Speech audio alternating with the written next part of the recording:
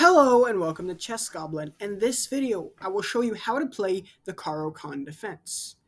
This opening is an opening for black, and it works great at beginner, intermediate, and advanced level chess. A year ago, this was my only response I used against the e4 pawn that white plays.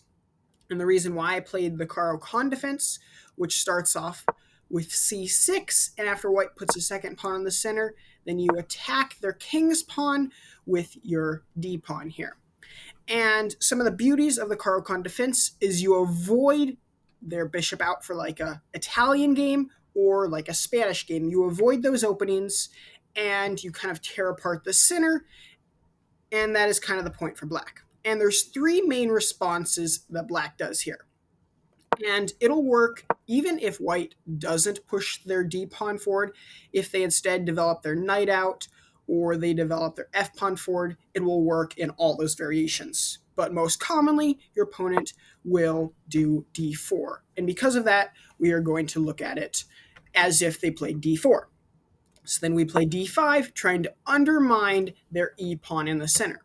And there's three main ways that white responds to this. They can capture our pawn, they can push their pawn, or they can defend their pawn with either their pawn or generally with their knight. First, we'll look at what happens if they capture our pawn. And in that scenario, we just capture back, and now we took away their pawn in the center and traded it for our edge pawn right here. And that was kind of our idea with this opening. We take away their center pawn, and now we escaped any Italian game that they can play their bishop, and then we just continue with simple development from here. And the middle game is pretty simple. And just like all the Caro-Kann variations, generally they have a simpler middle game that you can play. You just develop your knights forward. You just can develop your knights, and it's just standard development from here.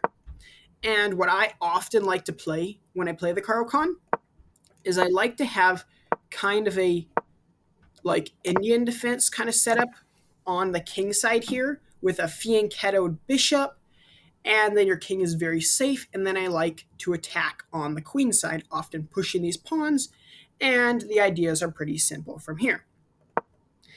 Another way that the Caro-Kann can be played is they can push their pawn.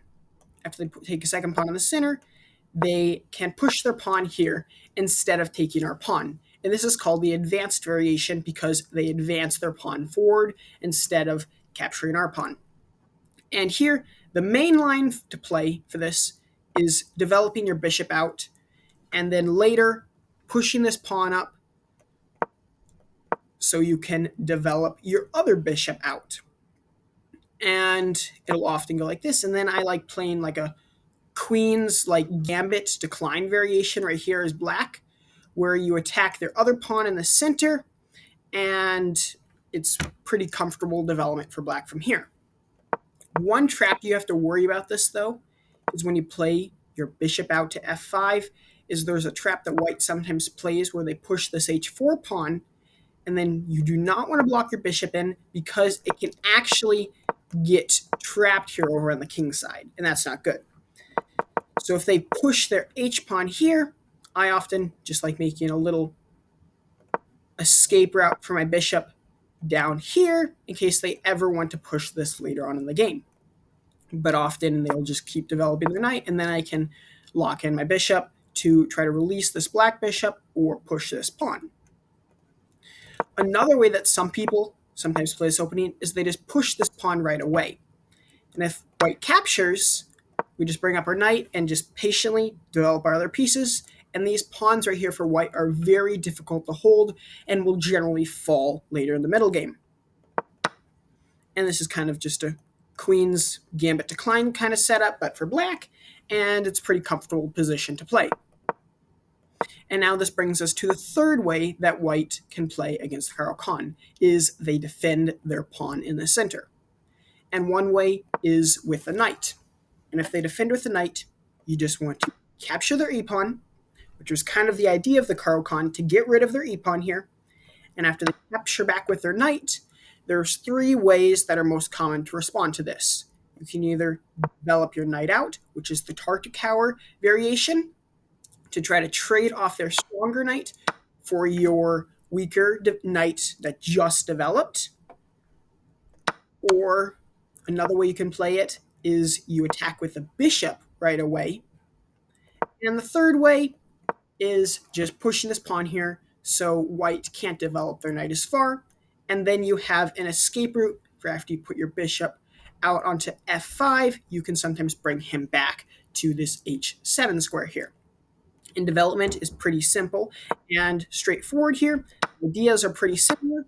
Sometimes I'll like playing still that like King's Indian defense kind of setup where you just build like this Indian defense right here and then castle and then attack on the queen side. And the other way that white can defend their pawn is with their f-pawn, which is the fantasy variation. And there's two ways that you can play this. You can just capture the pawn in the center, which a lot of computers will recommend, but it's sometimes a little bit more difficult to play because you traded your center pawn for their edge pawn, and that's not really what you want to do.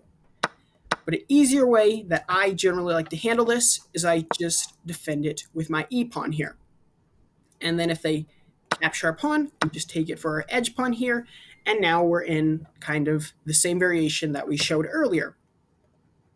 And a recent game was actually played by Prague, where he locked in his bishop here with his pawn, and then your white bishop right here will develop later in the game, and you don't plan on developing that as quickly as your dark square bishop here.